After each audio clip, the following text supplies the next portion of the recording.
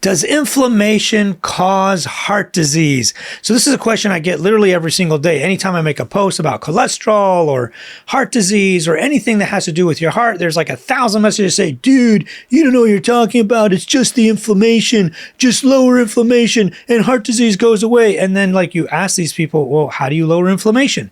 They have no idea, first of all, how to even measure inflammation or what they even mean by lowering inflammation, or if there's even a way to lower inflammation. We know from studies, and I'm going to break this video down into two sections. One of them is me just kind of discussing the topic kind of in a general sense, and then those who want a little bit of a deeper dive, we're going to go into the studies and the data about this. For those of you who don't know me, I'm Dr. Allo. I'm a double board certified cardiologist. I actually wrote the book on cholesterol with my good friend, Dr. Thomas Dayspring, who's the world's most renowned and most well-known lipid and lipoprotein educator, who's written multiple chapters of multiple textbooks on lipids and lipoproteins.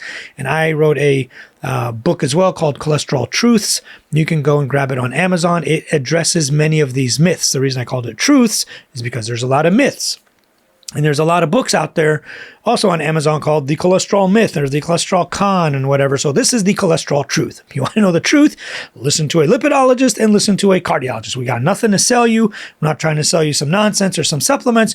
We are just telling you the truth about cholesterol, and that's why it's named that. So when these people usually are talking about, it's the inflammation, dude, you don't know what you're talking about. Then they say, stop eating seed oils, stop eating sugar, stop eating processed junk food and all this stuff. And all of that you could probably do. No one is telling you have to eat sugar. No one is telling you to eat processed junk food. No one is telling you have to eat seed oils, even though I have an entire other video on seed oils. They're generally not considered harmful.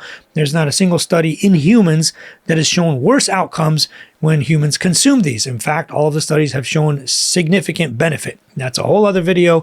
You can go and watch that one. So what do they mean when they say inflammation? I think what they're trying to say is you're not metabolically healthy. And if you're not metabolically healthy and your triglycerides are high and your A1C is high and you're obese and all that stuff, then that's how you get cholesterol. That's how you get heart disease, which that can contribute to it. But there are actual causes of cholesterol. If you want to watch my video that I posted just before this one or a little bit further back on metabolically healthy people that still get atherosclerosis and still get cholesterol problems, watch the one prior to this one called lean mass hyperresponders or LMHR or something like that. We go through like hundreds of studies on people who are lean and metabolically healthy, don't have disease, don't have heart disease, don't have diabetes, don't have anything, eat super healthy. You know, athletes even, one of the studies done was on actual athletes or skin and bones, you know, long distance runners that have atherosclerosis from high cholesterol. So this is not going to be a debate on that. You can go watch the other video to talk about that. So what they mean when they refer to inflammation is not what the scientific and research and medical community would refer to as inflammation. Inflammation in the medical community means you have inflammatory markers that are high and you have overall systemic inflammation that is high. Systemic means like your whole body is high. You would measure CRP for this. You would measure IL-6, homocysteine, uric acid, a few other things. But what these people are talking about, first of all, they have no idea what they're talking about. They're like, oh, everybody should get a CRP level. That's how you know if you're going to get heart disease.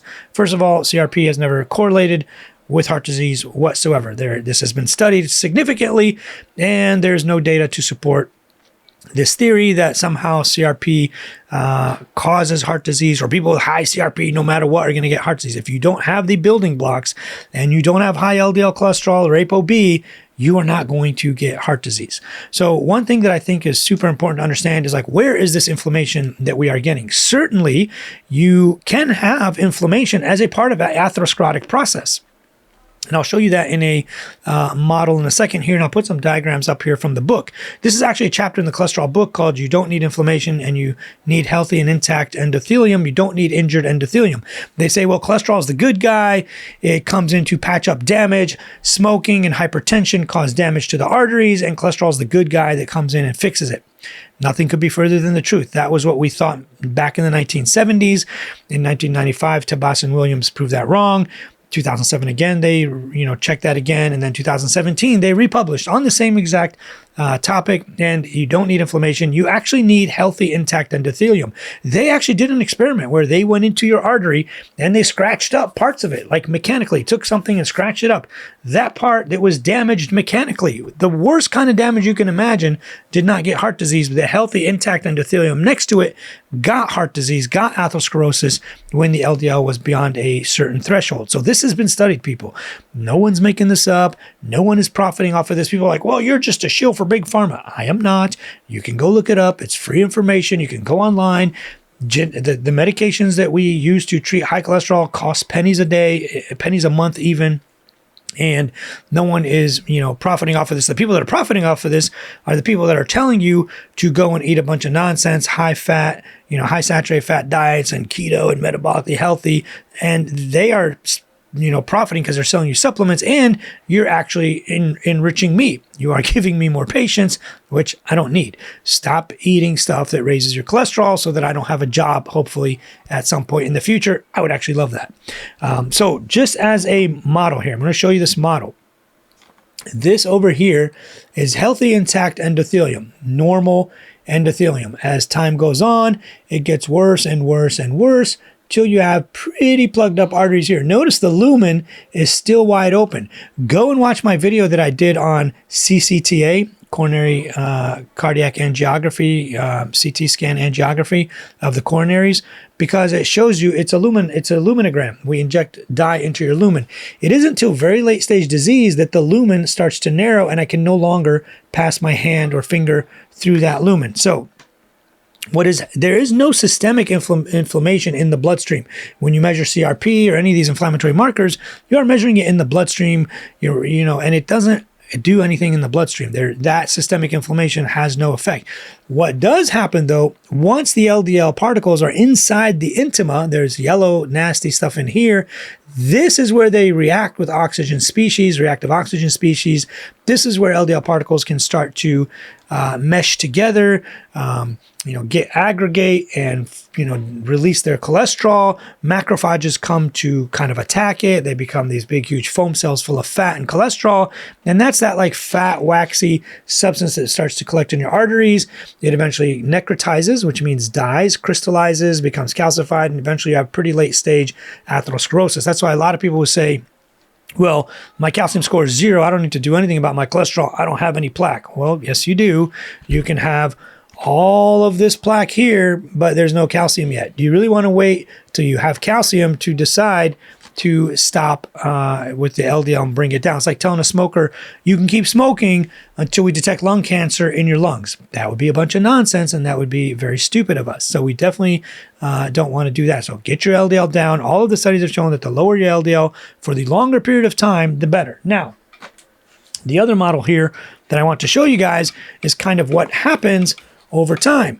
You've got healthy, intact endothelium as the plaque starts to build up, as the cholesterol starts to build up. Notice the artery is trying to remodel outwards to try to preserve the lumen. It wants to keep the lumen open.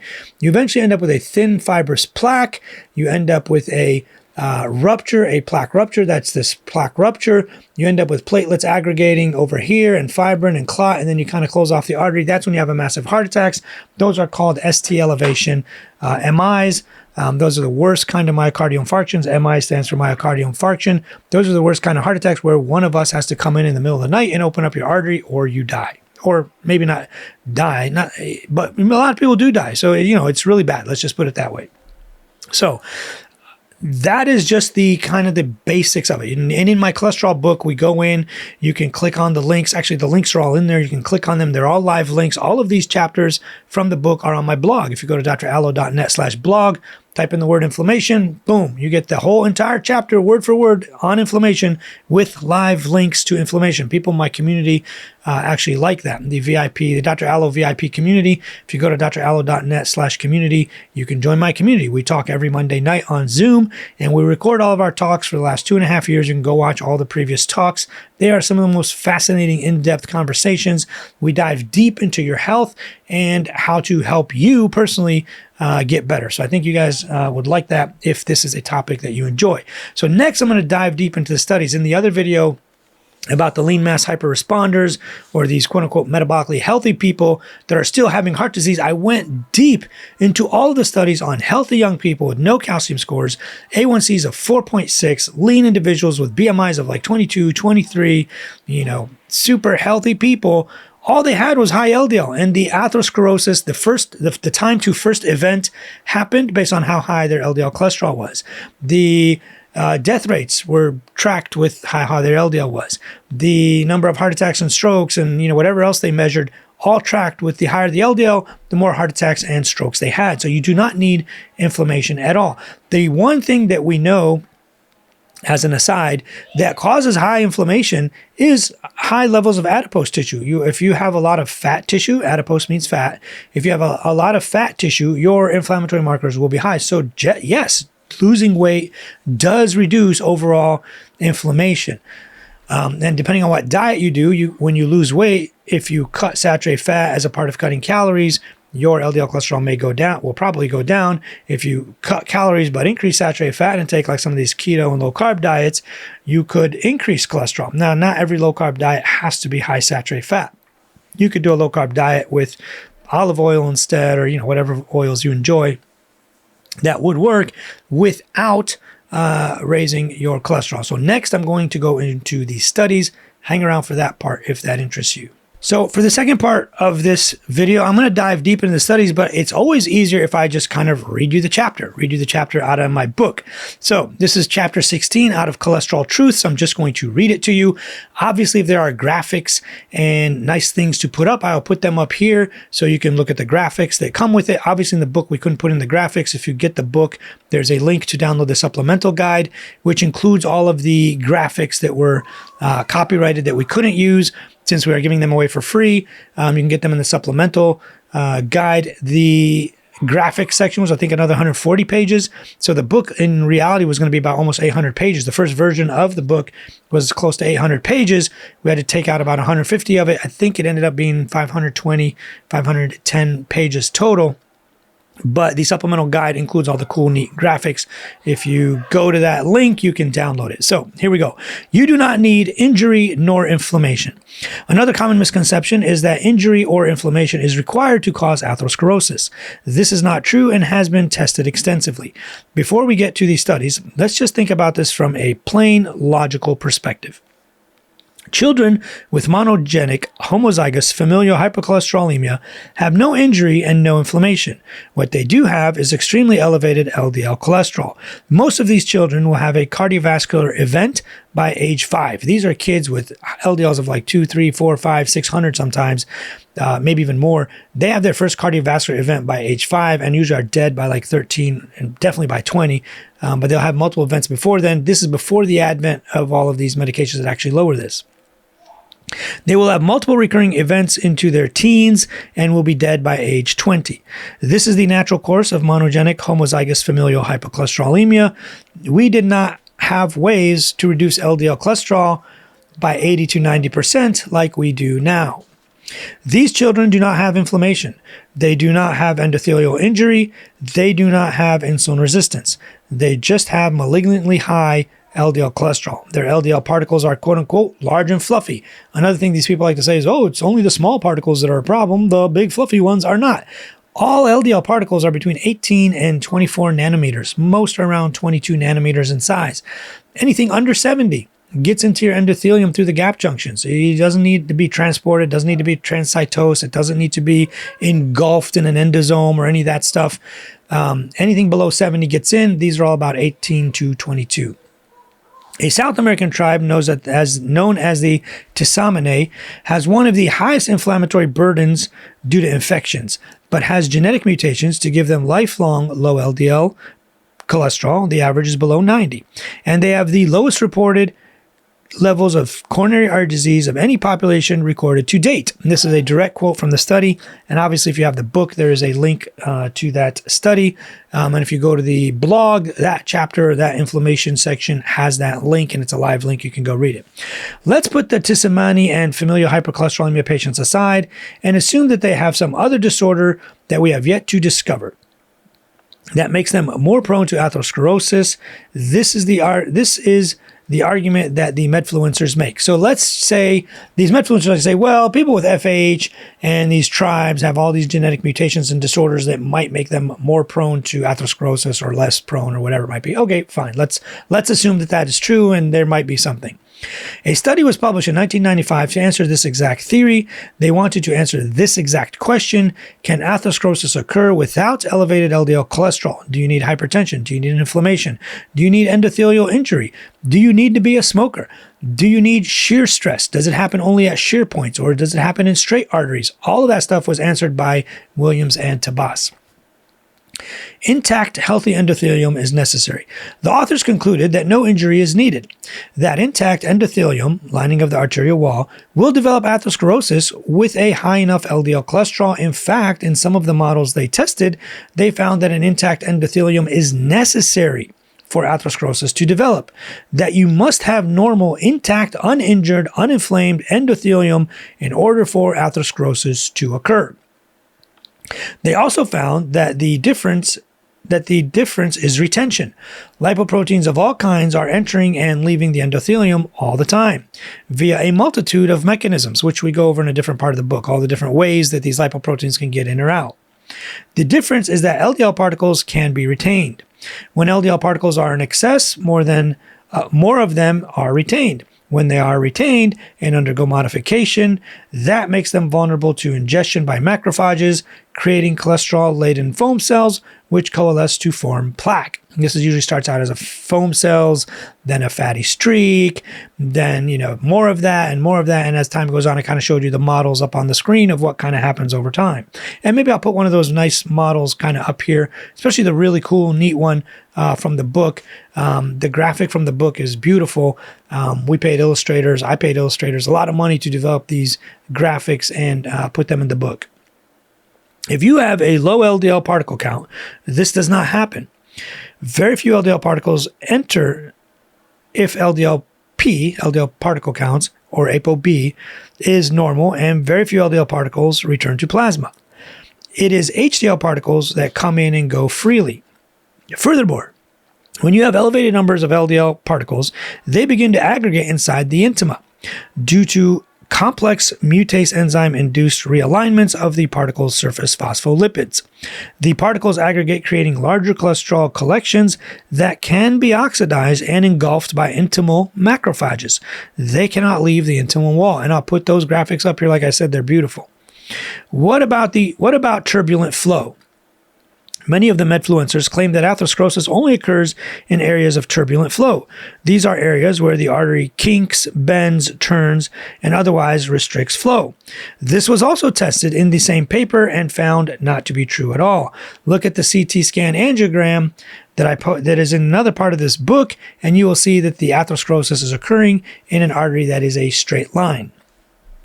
Those two sequential lesions in that artery are in a straight line with no bends, no branch points, or kinks.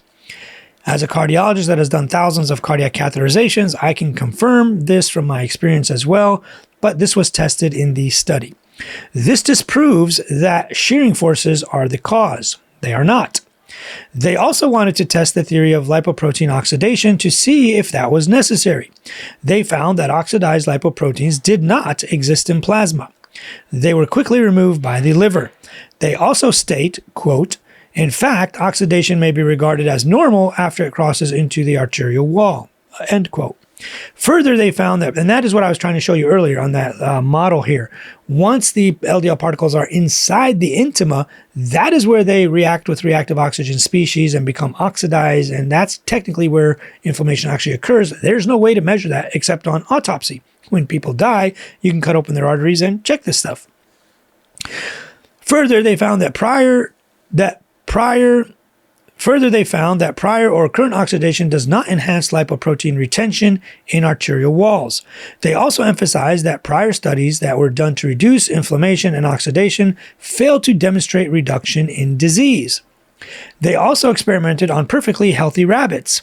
They rapidly infused them with high-dose LDL particles. They found that LDL particles and aggregates were detectable in the arterial wall within 2 hours. They go into great detail and answer many other questions. It is a very well done article, and there's links to both versions of that article, and there is an even 2017 version. That was 95, 2007, and then the 2017 version of that same article by Williams and Tabas. If you want to look it up yourself, type in response to retention, Williams and Tabas, Tabas, and you will find that article. See the graphic that depicts the particle retention on the following page. Obviously, that's from the book. I'll just put it up here. The process of atherosclerosis begins on the far left, where the LDL particles pass through the endothelium. They can get in by passive diffusion or transcytosis or by various other mechanisms. Once they are inside, they adhere to proteoglycans. This is like a mesh-like network that they become sticky, and the lipoprotein particles get sticky and end up in there. They adhere to proteoglycans and can be oxidized by reactive oxygen species, or ROS. They begin to aggregate and stick together. Immune cells like monocytes come in through the endothelium as well to try and eliminate the aggregated LDL particles and become a macrophage. Macrophage just means large eater, big eater. It's a cell, it's an immune cell that started out as a monocyte that becomes a large eater, trying to eat away at this inflammatory immune, milieu of LDL particles and their cholesterol that is now oxidized and reactive.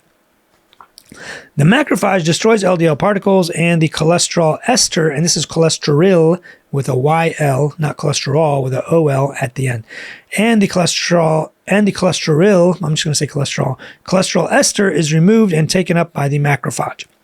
When enough of the cholesterol collects inside, the macrophage looks very fatty and is called a foam cell. The foam cells release inflammatory signaling chemicals called cytokines. These cause further destruction of the intimal layer. And again, I'm going to put this graphic up here. It's just gorgeous and beautiful.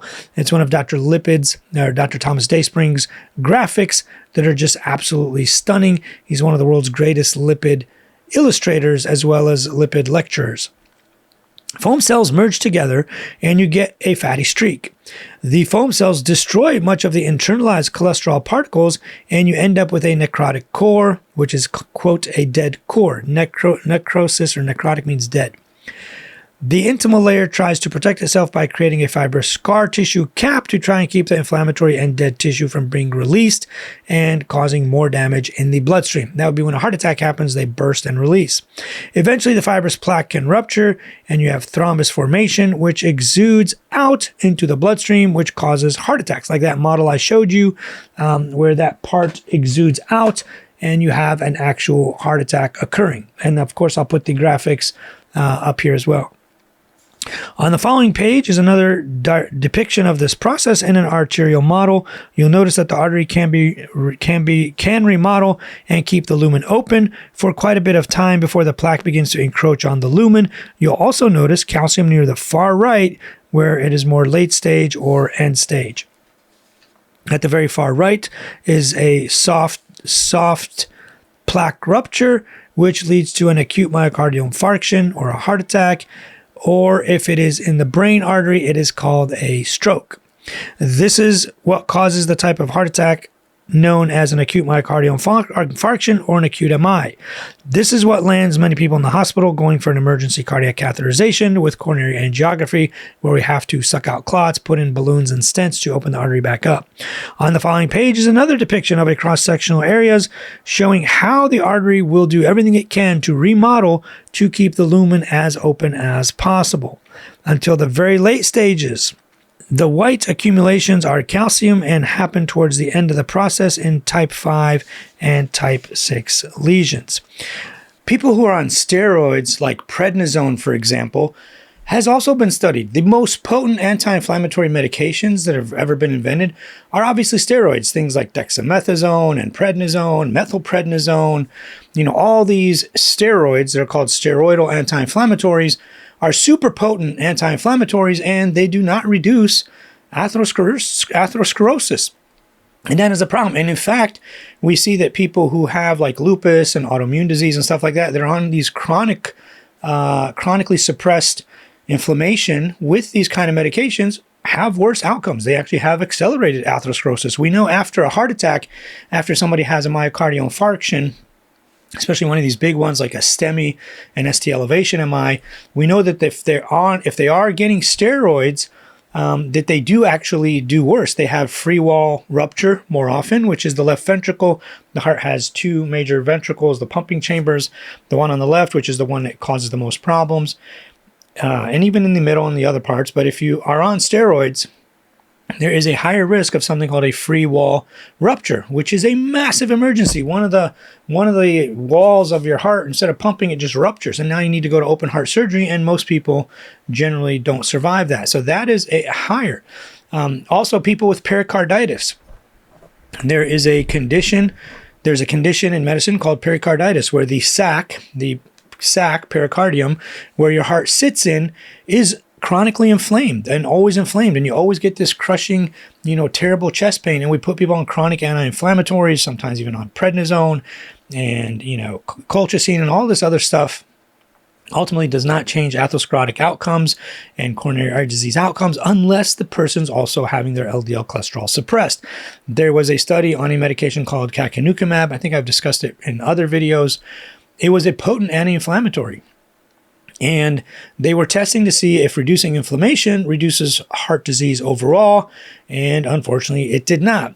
Every once in a while, one of these like pilot studies or the beginnings of these studies look a little bit promising. Like 2017, there was a study done and it kind of looked a little promising for these anti-inflammatories, but then it does not. And people say, well, the reason the drug wasn't approved is because it was super expensive and not cost effective. There are super expensive drugs approved every day. If there's a huge benefit and change in outcomes, we approve the medication. It doesn't matter how expensive it is, what it costs. If it's going to save a life, reduce the number of heart attacks and strokes, then we obviously approve it. It has nothing to do with it. It has nothing to do with cost. It has nothing to do with, politics or any of that stuff. Like I said earlier, the colchicine trials were done. One of them looked kind of promising in people with already severe atherosclerosis. These are people that are way too far gone. If you have severe atherosclerosis and you've already been diagnosed with ASCVD, then there was a small benefit with some colchicine. Colchicine has quite a few side effects and can be annoying to take, especially long term. And the other two studies that were just published recently, within the last 2 years, maybe even less than that, they were negative trials, meaning that they did not show any benefit. So there's no benefit to overall reduction of inflammation. If we had a way, now don't get me wrong, they are still studying it. There are some new medications that they are testing that are IL-6 blockers to see if reducing IL-6 or blocking the IL-6 pathway, the final common pathway of inflammation, if that will reduce atherosclerosis. And this one looks a little more promising because it's actually targeting the IL-6 inside the intima, inside the arterial layer, not just intima layer of the arteries, not just in circulation. Well, that one does look a little more promising, and maybe we'll see some benefits or differences there. But generally speaking, if you are just targeting systemic inflammation or circulating inflammatory markers and things like that, there does not appear to be any kind of benefit with the potential for harm.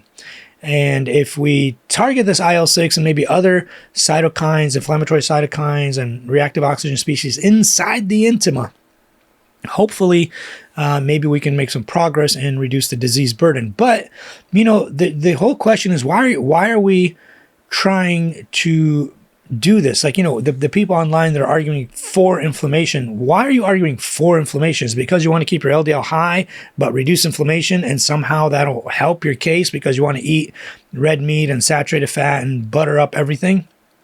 Or why not use both? If we can reduce your LDL cholesterol with diet, with some medications, with lifestyle, put you on some medications if you don't get low enough, and reduce inflammation by lifestyle as well, weight loss. A lot of these new GLP-1 medications reduce inflammation. Obviously, a lot of it is partly due to weight loss.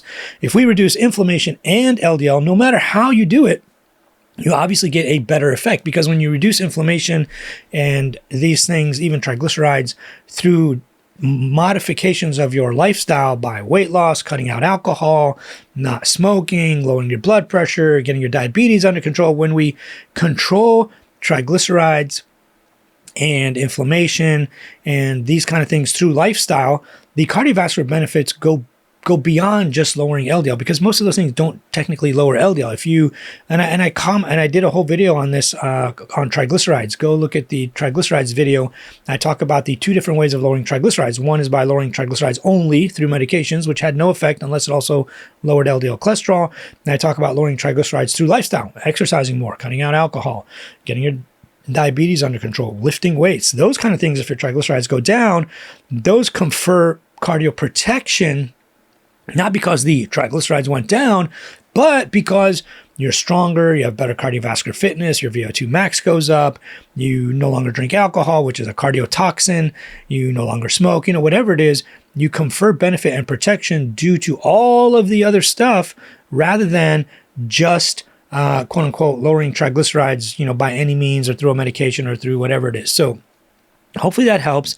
A lot of these things, sometimes people want to make it an either or, like you either reduce inflammation and keep LDL high, or you have high inflammation but low LDL. We can do both. If you exercise regularly, lose weight, get your close to your ideal body weight as possible, treat any underlying inflammatory diseases, lupus, rheumatoid, arthritis, whatever it might be, treat all that stuff, get it under control.